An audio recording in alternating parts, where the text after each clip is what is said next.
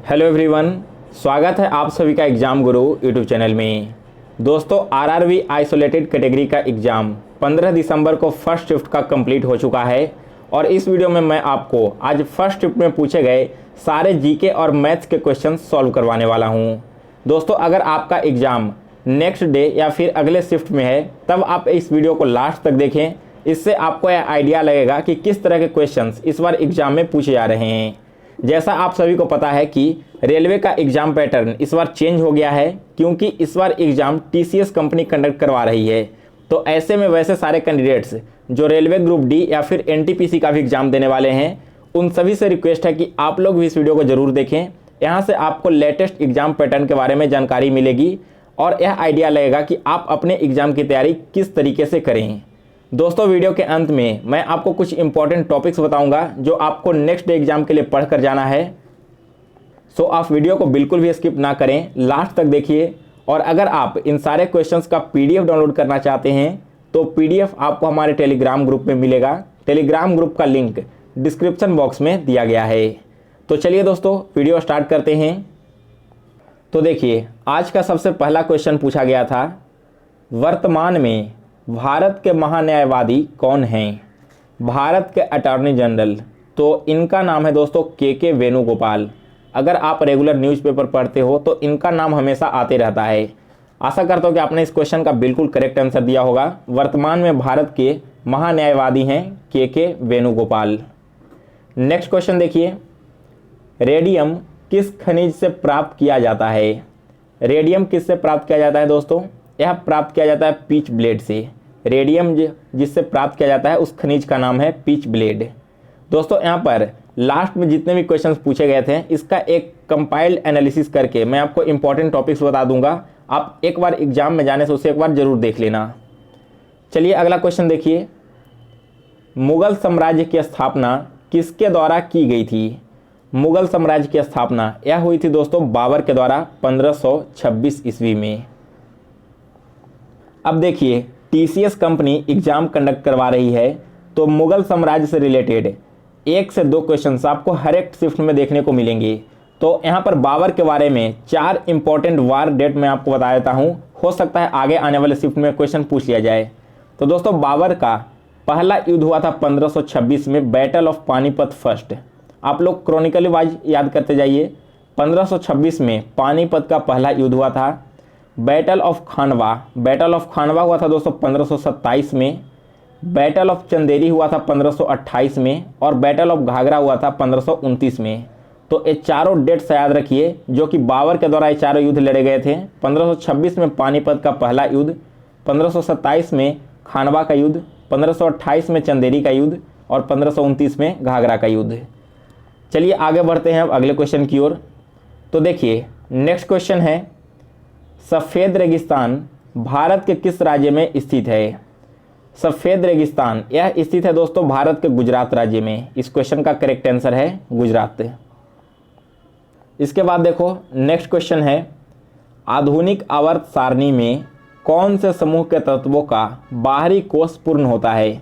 जो modern periodic table है इसमें आउटर मोस्ट जो समूह होते हैं, इसका जो बाहरी सेल है, जो आउटर सेल है वो पूरी तरह से भरा हुआ होता है। तो यह होता है दोस्तों 18वें में। इस क्वेश्चन का करेक्ट आंसर है 18th। नेक्स्ट क्वेश्चन देखिए, गारो पहाड़ियाँ कहाँ स्थित है?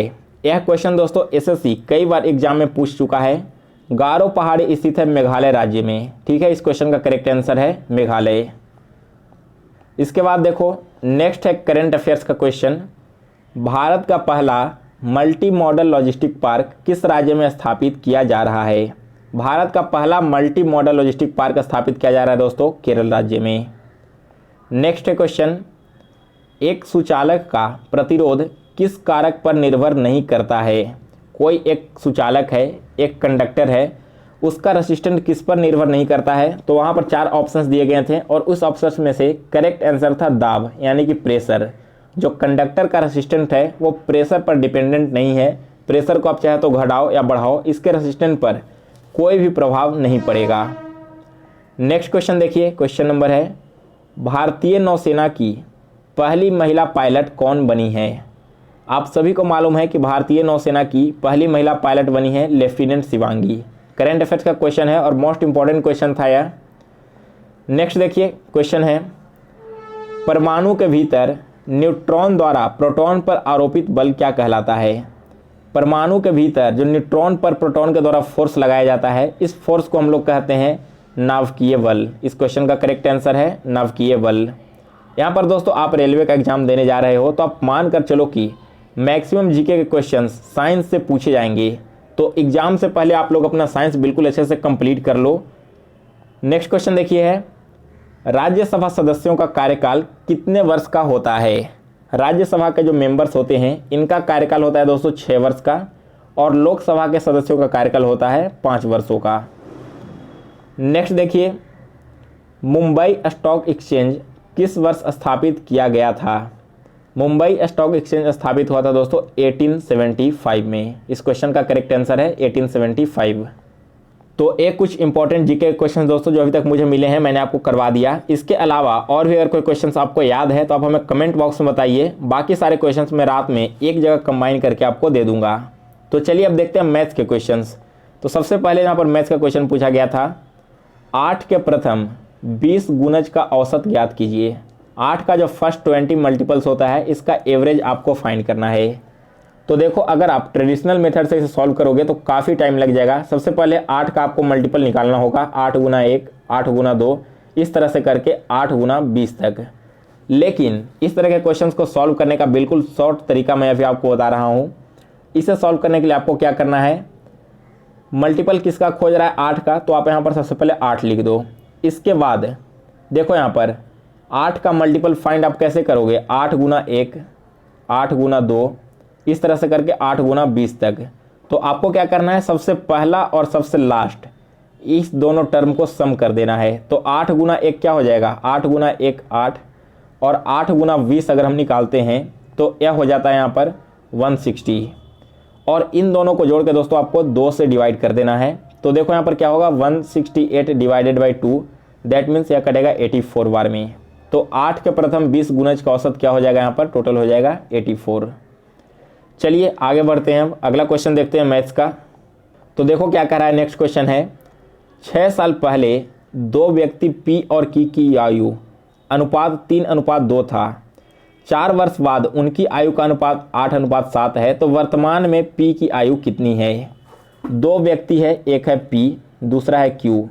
आज से 6 साल पहले दोनों का एज क्या था? दोनों का एज था, एक का 3x और दूसरे का 2x। और आज से 4 साल बाद उसका एज का रेशियो हो जाएगा 8:7।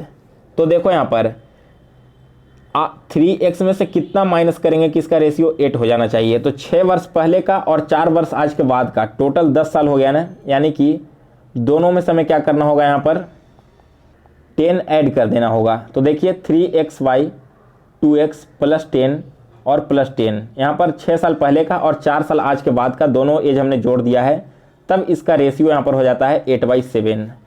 तो अब इसे क्रॉस मल्टीपल कर दो, 21x plus 70 equal to 16x plus 80। इसे यहाँ पर सॉल्व करोगे तो क्या होगा, 21x और 16x है। 16 जब इस साइड में आएगा तो 21x में से माइनस होकर हो जाएगा 5x, और 5x का वैल्यू क्या हो जाएगा, 80 इधर है और 70 इधर है। 70 जब इक्वल के राइट साइड में जाएगा तो इसमें से माइनस होगा ना, यानी कि 5x का वैल्यू यहाँ से हमें 10 मिल गया। दैट मीन्स x का वैल्यू क्या होगा, x का वैल्यू यहाँ पर हो जाएगा 2।